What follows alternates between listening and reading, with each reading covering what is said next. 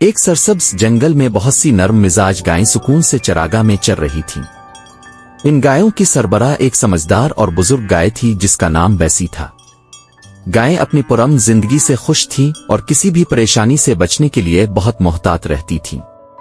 ایک دن ایک خوفناک شیر جس کا نام تیگر تھا جنگل میں آ گیا۔ تیگر اپنی تیز پنجوں اور بھوکے نظروں کے لیے مشہور تھا۔ وہ جلد ہی گایوں کی چراگاہ کے ارد گرد منڈلانے لگا، کسی موقع کا انتظار کرتا رہا تاکہ وہ انہیں شکار بنا سکے۔ گائیں خوفزدہ تھیں کیونکہ انہیں پتا تھا کہ شیر کے خلاف ان کے پاس کوئی دفاعی تدبیر نہیں تھی۔ بیسی جو بہت عقلمند تھی نے تمام گایوں کو اکٹھا کیا اور کہا، ہمیں تیگر سے بچنے کا کوئی طریقہ تلاش کرنا ہوگا۔ وہ چالاک اور طاقتور ہے لیکن ہمیں امید نہیں چھوڑنی چاہیے۔ وہ گائیں متفق ہو گئیں اور شیر کو ہرانے کے طریقے سوچنے لگیں۔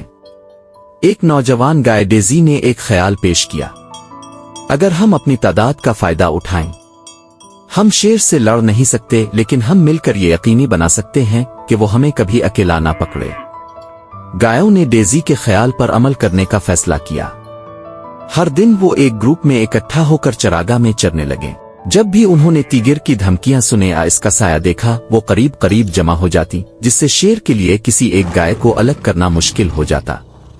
تیگر گایوں کی اتحاد اور ان کی مسلسل ہوشیاری سے مایوس ہو گیا۔ اس نے کئی بار کوشش کی کہ کسی گائے کو اکیلا پکڑ سکے، لیکن ان کی مشترکہ کوششیں ہمیشہ اسے ناکام کر دیتی۔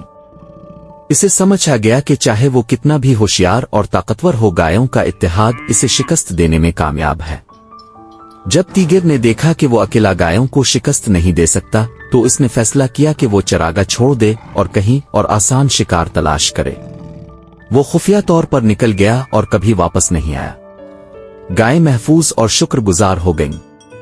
اس کے بعد گائیں امن و سکون کی زندگی گزارنے لگیں، ہمیشہ اس سبق کو یاد رکھتے ہوئے جو انہوں نے سیکھا تھا۔ انہوں نے سمجھا کہ اگرچہ وہ اکیلے ہر چیلنج کا سامنا نہیں کر سکتی، لیکن ان کا اتحاد انہیں طاقتور بنا دیتا ہے۔ کہانی کا مورل یہ ہے، اتحاد طاقت ہے۔ مل کر کام کر کے اور ایک دوسرے کی مدد سے کمزور ترین بھی بڑی مشکلات کو شکست دے سکتے ہیں۔